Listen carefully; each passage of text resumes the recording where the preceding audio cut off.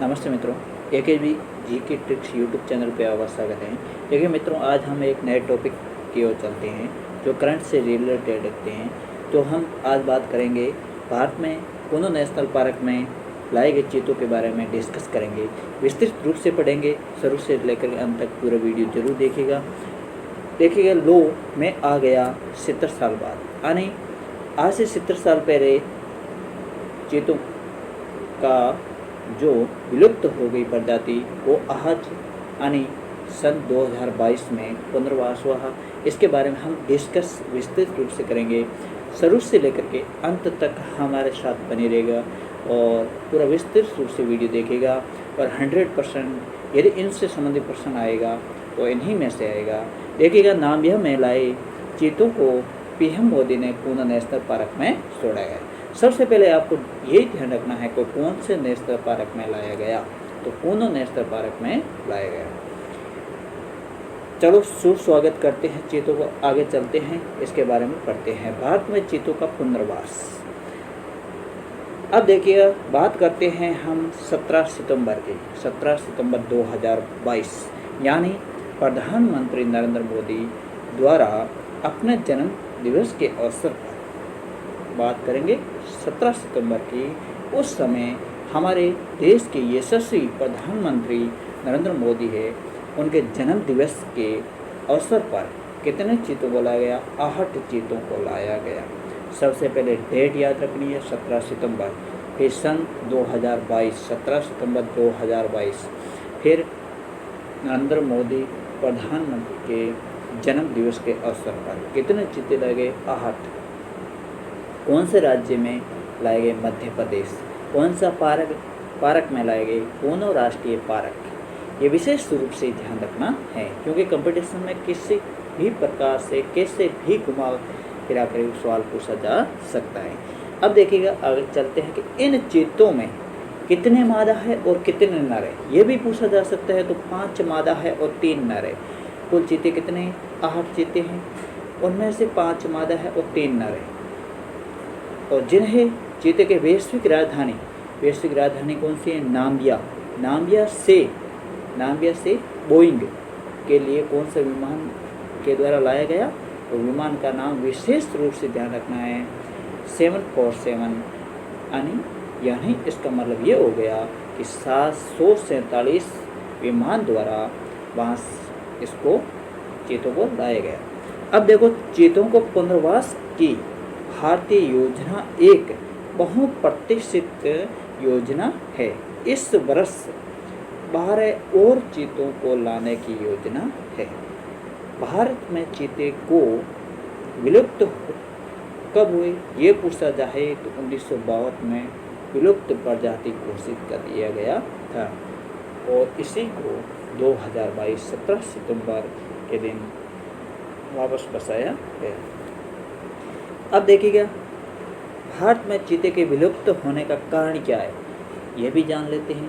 भारत में चीते के विलुप्त होने का कारण है कि जानवरों के शिकार के लिए चीते को पालतू बनाया जाना उनकी प्रकृति के खिलाफ था। केंद्र में रहने के कारण चीते प्रजनन नहीं करते, जिससे उनकी संख्या पर नकारात्मक प्रभाव पड़ता है।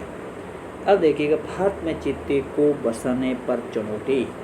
इन चीतों को अन्य शिकारी जानवरों जैसे तेंदुआ से जूझना होगा। अब देखिएगा कि पार्क में चीतों की सुरक्षा किस प्रकार होगी, इस सवाल को लेते हैं। तो कुछ चीतों की सुरक्षा के मद्देनजर इन्हें 1 महीने पर क्वारंटाइन जोन में ही रखा जाएगा, जिससे ये इस परिवेश में डर सकें कि इस अवधि के दौरान चीते अपने अपने जोन में ही रहेंगे और शिकार नहीं कर सकेंगे। और पार्क के आसपास चीता मित्रों की तैनाती भी की गई, जो गांव वासियों को चीते के संदर्भ में जानकारी देंगे।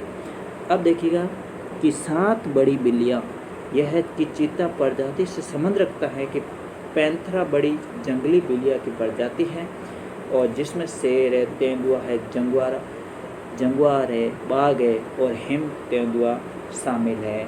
और पियोमा प्रजाति में कंगूर आता है। यदि 7 बड़ी बिल्लियों के नाम पूछा जाए तो इनको विशेष रूप से ध्यान रखना हैं।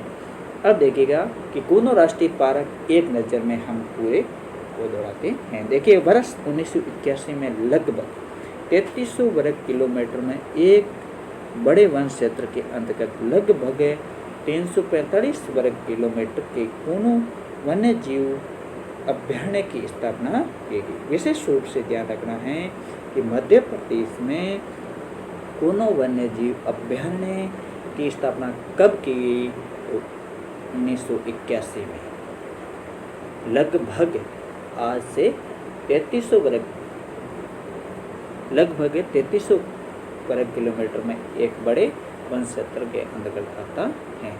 अब देखिएगा वर्ष 2018 में इस क्षेत्र के महत्व को देखते हुए इसे राष्ट्रीय उद्यान का दर्जा दिया गया। 1981 में ये बना और 2018 में इसे राष्ट्रीय उद्यान का दर्जा दे दिया गया।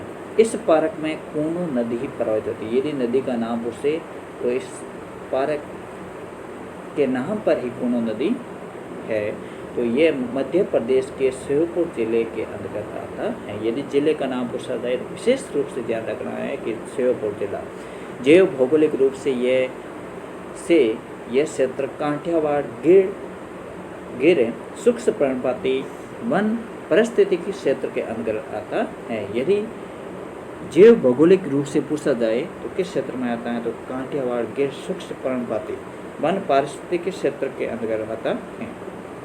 इस क्षेत्र में पाए जाने वाले वनों में उत्तरी उष्ण सूक्ष्म पर्णपाती वन, दक्षिण उष्ण कटिबंधीय सूक्ष्म पर्णपाती वन, सूक्ष्म सेवाना वन प्रमुख हैं। यदि इस क्षेत्र में कौनों नेशनल पार्क में यदि आपको पूछा जाए कि वन की प्रजाति के बारे में पूछा जाए तो विशेष रूप से ये ध्यान रखना है।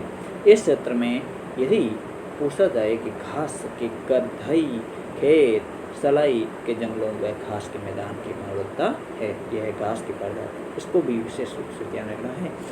यह जीवों की प्रजाति में समान रूप से समृद्ध है और वन्य जीवन के अनुकूल है। इसी के साथ चैनल को सब्सक्राइब, लाइक और कमेंट जरूर कीजिएगा और इसी को एक बार वीडियो 2 बार 3 बार बार देखिएगा, क्योंकि कंपटीशन एग्जाम की दृष्टि से बहुत ही महत्वपूर्ण वीडियो है। Thank you.